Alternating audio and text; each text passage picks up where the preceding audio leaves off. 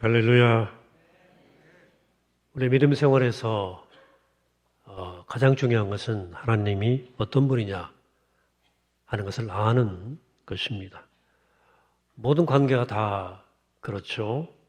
나 혼자만 잘한다고 되는 것은 아니라 저 사람이 어떤 사람인지, 저 사람의 성품과 특징과 취향은 어떤지 그걸 알아야 바른 관계를 맺을 수 있는 것이죠.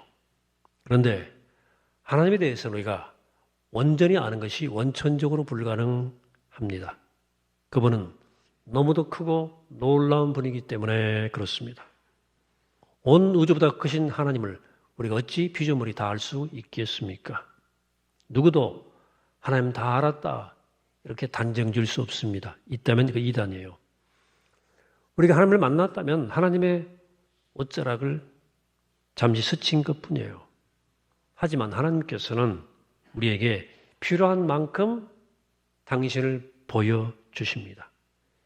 인간 편에서 하나님을 더듬어 온전히 알 방법은 없고 하나님 편에서 드러내 보여주셔야 됩니다. 그래서 기독교에서는 계시를 매우 중요히 생각합니다. 하나님은 먼저 피조물을 통해서 당신을 드러내 보여주셨어요. 온 우주의 모습과 또 그 움직임을 통해서 또 우주를 가득 채우고 있는 이 생명체들을 통해서 이 생태계 모든 질서와 이 아름다움과 경이로움과 신비를 통해서 전능자 하나님의 모습이 어떤 분인지에 대해서 짐작해 해 주셨어요. 이걸 신학적으로 일반 계시라고 부릅니다.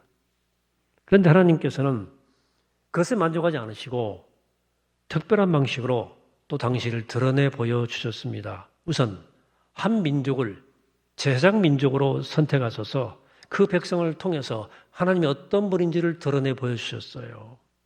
선민 이스라엘께서 그들에게 하나님의 마음과 성품을 보여주시고 깨우쳐 주심으로 하나님 모르는 모든 다른 열방의 나라들이 하나님을 어떤 분인지를 알 수 있도록 보여주기를 원하셨어요.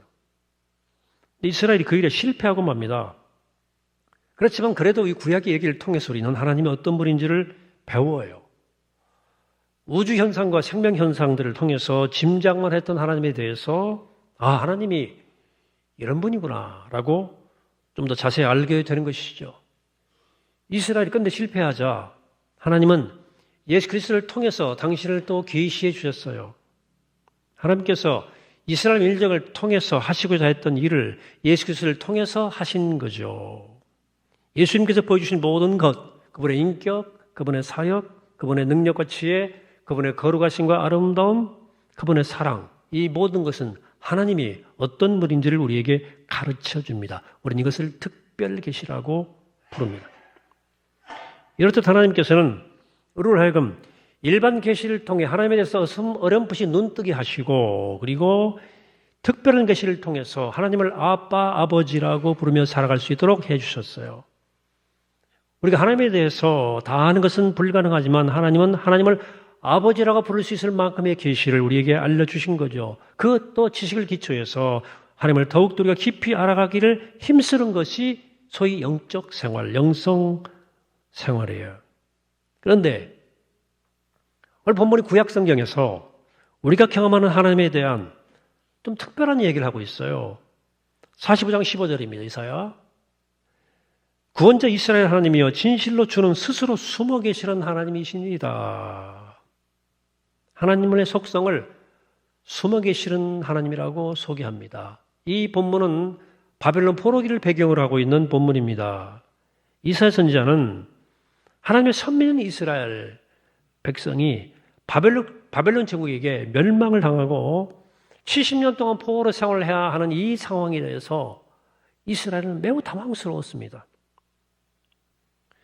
본인들의 잘못 때문에 인해서 이 사실을 받아들일 수밖에 없었지만 무려 70년 동안 우리 일제강점기 2배예요. 70년 동안에 당신의 백성을 이렇게 고생시키시고 방치하시는 하나님에 대한 섭섭한 마음이 들었던 게죠. 그래서 하나님은 숨어 계시는구나. 그런 분이구나. 라고 고백한 거예요. 여러분, 우리의 경험도 그렇습니다. 하나님은 사랑하는 당신의 자녀들이 정말 힘든 상황이 있을 때 묵묵히 지켜보시기만 하는 것 같을 때가 있어요.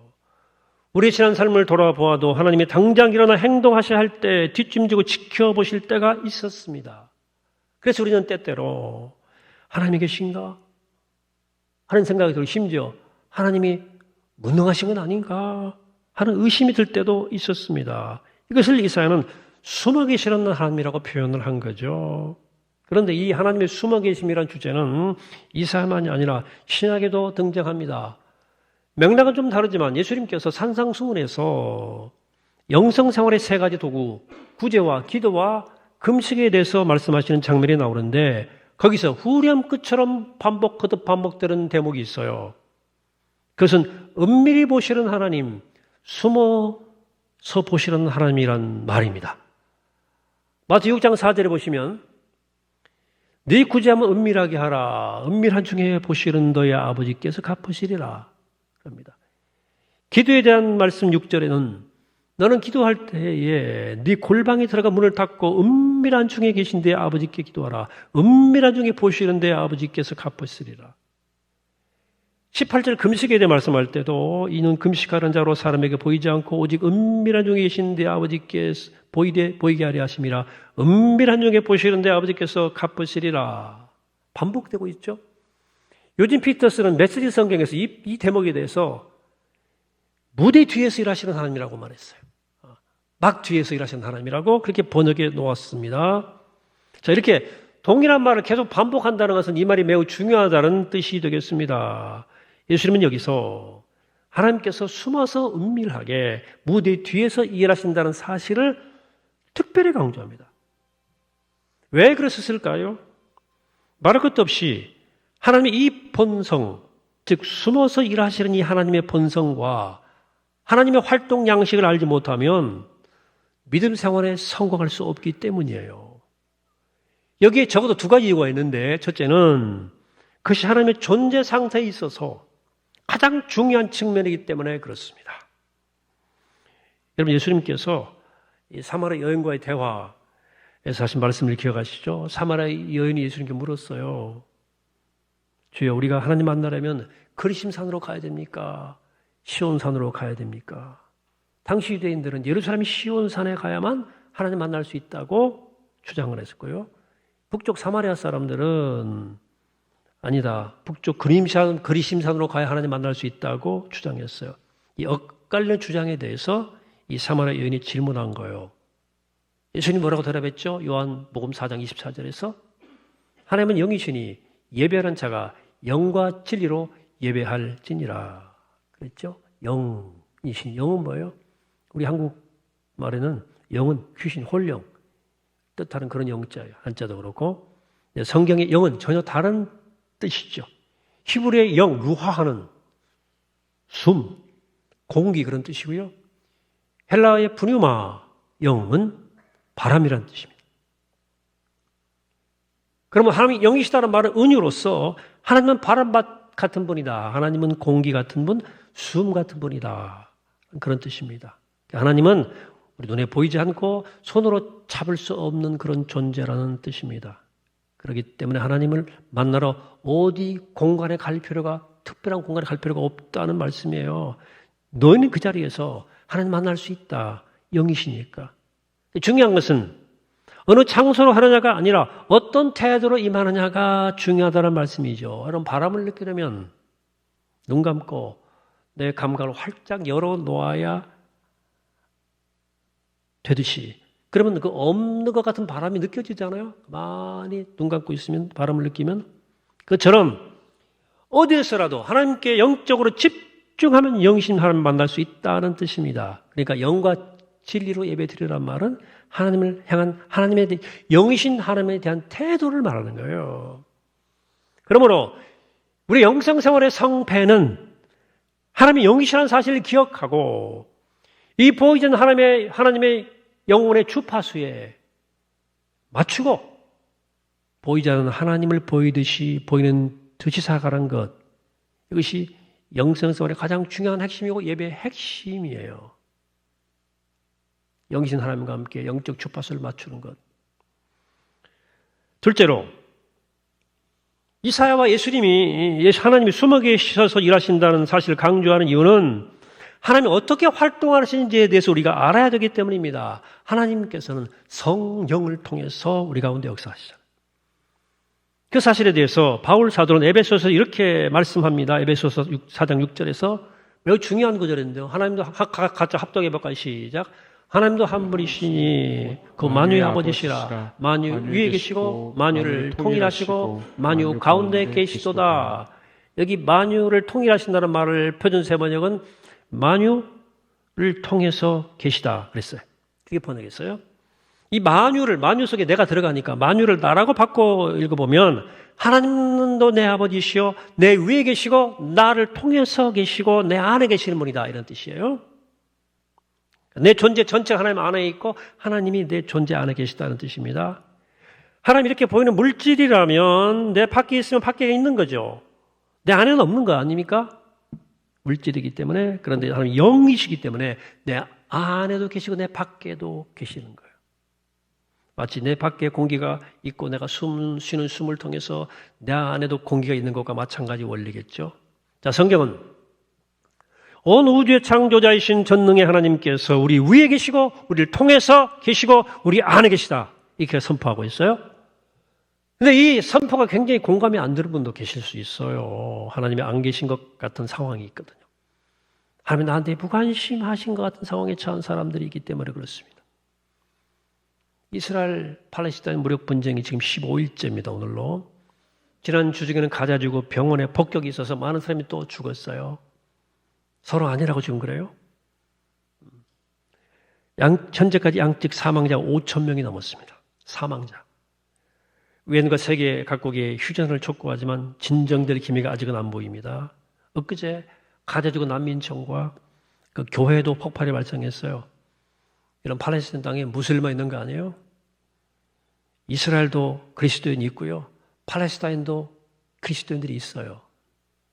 아니 종교를 떠나서 어린애들과 부녀자, 민간인들이 희생되는 것은 생명을 지으신 하나님의 뜻에 반하는 것입니다.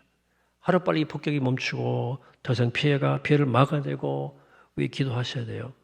자, 그런데 이 참혹한 현장의 한복판에 있는 신앙인들은 과연 하나님이 자신 위에 계시고 자신을 안에 계시고 자기들 통해 역사하신다고 말할 수 있을까요?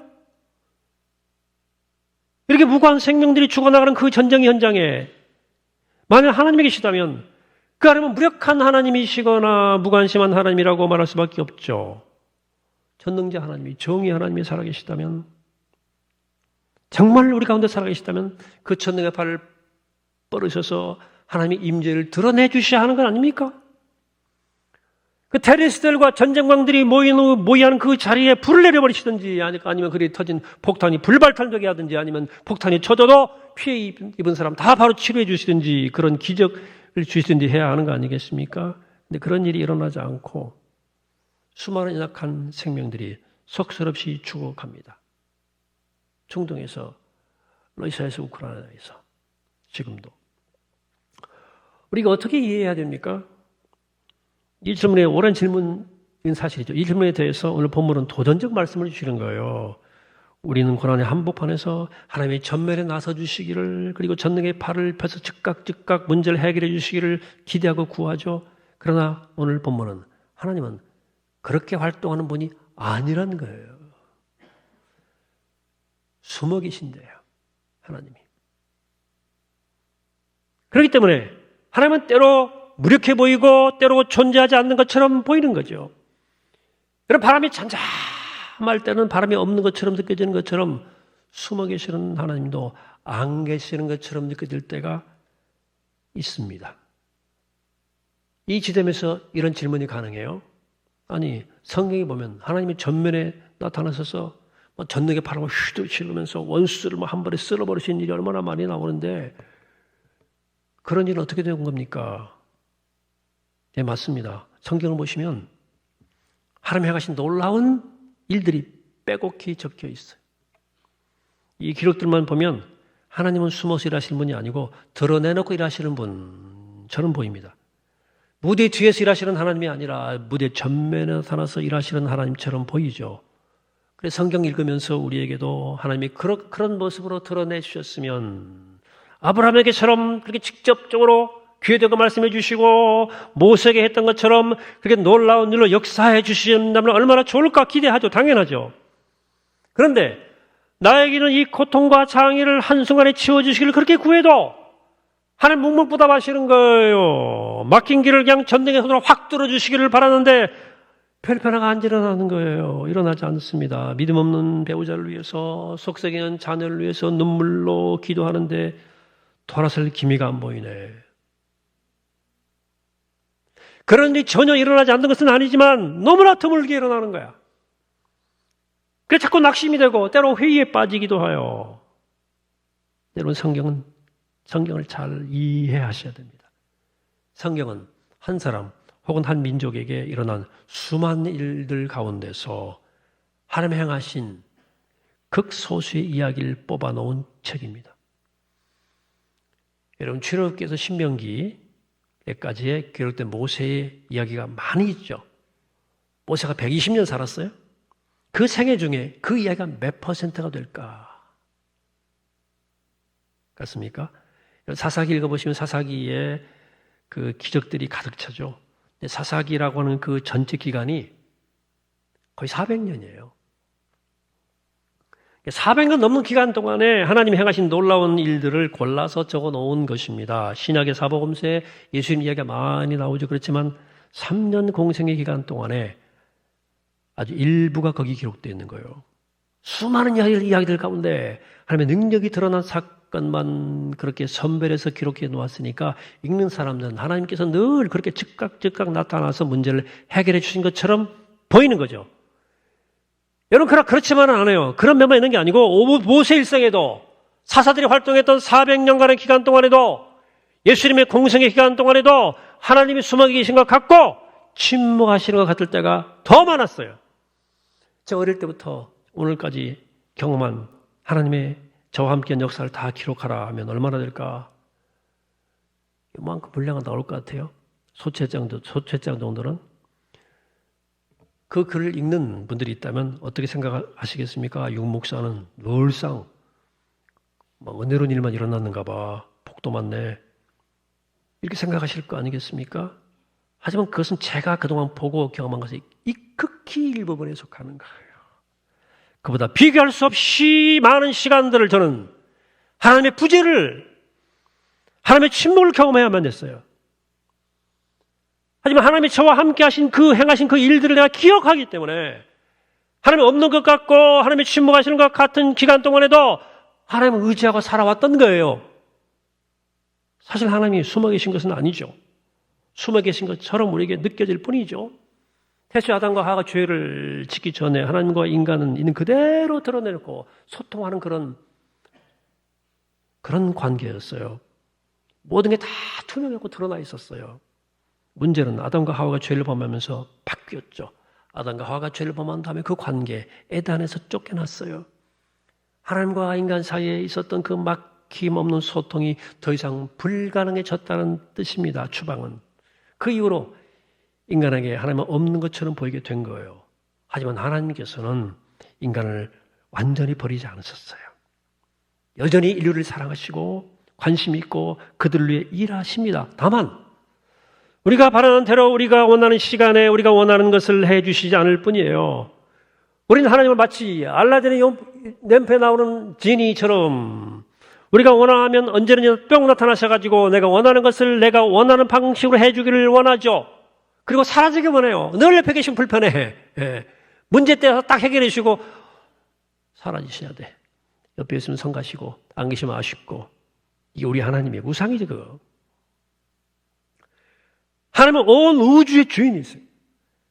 그럼 우리의 요구에 따라 바람에 따라 움직이지 않으시고 당신의 계획과 섭리에 따라만 움직이셔요. 우리는 한 치 앞도 모르는 존재이고 하나님은 영원을 아시는 분입니다. 그렇게 무엇이 좋은지 무엇이 필요한지 진짜 아시는 분은 하나님밖에 없어요. 우리가 바라는 것과 하나님께서 원하시는 것이 맞아 떨어질 수도 있지만 그것은 아주 예외적인 일이고 대부분의 경우는 우리가 원하는 것과 우리가 바라는 것과 하나님의 의도와는 간격이 있어요. 우리 요구와 하나님의 뜻이 일치할 때 일어난 일을 우린 기적이라고 부릅니다. 영적 체험일 수도 있고 주객을병에서 고침받는 경험일 수도 있고 꽁쩍 못되던 분노의 덩어리가 녹아내리는 것일 수도 있고 될 수 없는 일이 되는 일일 수도 있어요. 그런 일이 우리 가운데 가끔 일어나요. 그럴 때 우리는 하나님이 살아계시고 우리 가운데 정말 역사하신다는 사실을 경험합니다. 확인합니다. 하나님께서는 우리가 그런 기적을 통해 영적으로 깨어나서 그런 기적이 없어도 하나님 믿고 살아가기를 바라시는 거예요. 비유컨대 하나님은 우리와 숨바꼭질, 술래잡기를 하고 계시는 거예요. 여러분 친구들끼리 술래잡기, 숨바꼭질 할 때는 어떻게 합니까? 서로 이겨먹으려고 꽁꽁 숨죠. 못 찾겠다 깍거리 할 때까지 숨죠. 예. 하지만 삼촌이 어린 조카를 데리고 오늘 할아버지가 손자를 데리고 제가 손자 데리고 숨바꼭질을 한다고 생각해 봅시다. 삼촌이 어떻게 하겠어요? 처음에는 숨겠죠. 조카가 어떻게 하는가 이렇게 지켜보겠죠. 그러다 못 찾아가지고 막 조카가 어디 있어 삼촌 이러면 슬쩍 자기 모습을 슬쩍 보여주면서 자기를 찾게 할 힌트를 주겠죠. 삼촌이 원하는 것은 숨어서 조카가 자기를 못 찾고 자기 이기는 것을 원하는 것이 아니라 조카가 삼촌을 찾아내고 기뻐하는 모습을 보고 싶은 거예요.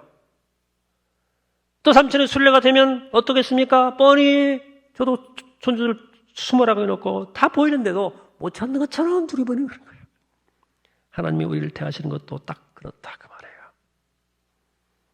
하나님 우리와 숨바꼭질하고 계십니다. 그분이 원하시는 것은 우리가 못 찾도록 꼭꼭 숨는 것이 아니에요. 우리가 그 하나님을 찾아내고 기뻐하기를 원하시는 거예요. 그리고 우리가 그분을 찾다가 지칠 때쯤 되면 슬쩍 당신의 모습을 보여주셔요. 이게 기적입니다. 기적은 하나님에다 우리 믿음이 식어들 때 나 여기 있다. 걱정 좀 말아라. 하시는 하나님의 신호예요. 그게 기적이 참 좋은 거예요. 하나님이 우리 가운데 계시다는 증거이기 때문입니다. 하지만 늘 그 기적을 보고 살려고 해서는 안 됩니다. 숨어있는 삼촌을 찾아내지 못했지만 그 삼촌이 여기 어딘가 있다고 생각하고 애는 놀잖아요. 놀이처럼 우리도 기적이 일어나지 않아도 하나님이 보고 계시고 다스린다는 사실을 믿고 살아가야 됩니다. 이 영적이 성장한 사람의 태도예요. 영적 생활은 결국 보이지 않는 하나님 그분을 본듯이 믿고 살아가는 것입니다. 히브리서 기자는 모세에 대해 이렇게 말합니다. 11장 17절에 믿음으로 애굽을 떠나 왕의 노함을 무서워하지 아니하고 그 보이지 아니하는 자를 보는 것 같이 하여 참았으며 모세가 뭐 특별한 사람이라 이렇게 산 것이 아니고요. 그가 이렇게 살아갈 수 있었던 것은 그 숨어 계신 하나님을 언뜻 보았던 거예요. 언뜻. 하나님과 술래잡기를 통해서 언뜻 하나님을 본 거예요. 언뜻. 그렇게 하나님과 관계를 맺는 동안에 이제는 아무런 기적이 일어나지 않아도 하나님 우리 위에 계시고 우리 안에 계시고 우리를 통해서 일하신다는 사실을 믿게 되는 거죠. 우리 가운데로 살아오는 중에 부정할 수 없는 하나님의 역사를 경험한 분들이 있어요. 부정할 수 없잖아요. 혹시 그런 기적을 다시 경험하고 싶으십니까? 그 바람대로 필요하면 하나님께서 주실 거예요. 그럼 하나님께서 더 바라시는 것은 그런 경험을 근거로 해서 이제는 그런 기적이 없어도 하나님의 살아계심을 믿고 매일매일 그분과 함께 살아가는 것입니다. 혹 여러분 중에는 나는 그런 거 전혀 없었는데 나한테도 그런 기적 좀 보여줬으면 좋겠네요. 목사님 이렇게 말할 분 계실지 모르겠습니다. 여러분들에게 그것이 필요하면 주님께서 하나님이 주실 거예요. 근데 그런 기적이 없어도 우린 상관없습니다. 왜냐하면 우리에게는 예수 그리스도라는 기적이 있기 때문입니다. 예수 그리스도 그분의 죽음과 부활은 그 무엇과도 비교할 수 없는 대체 불가능한 최고의 기적이고 하나님께서 우리 가운데 살아계시다고 하는 가장 강력한 증거예요. 그러니까 우리에게 일어날 사소한 기적들이 없다고 해도 예수 그리스도의 부활을 믿을 수 있다면 우리는 숨어 계신 하나님을 믿고 살아갈 수 있습니다. 우리가 혹시 이러저런 기적이 일어난다면 그것은 예수 그리스도를 더 분명히 믿으라고 하는 사인이에요. 올 한해도 우리 하나님께서 우리와 함께 숨바꼭질 하셨어요. 숨어 계신 것 같지만 하나님의 슬쩍 하나님의 옷자락을 보여주셨습니다. 감사절은 그 숨어 계신 하나님의 흔적을 민감한 영성으로 찾아가는 계절입니다.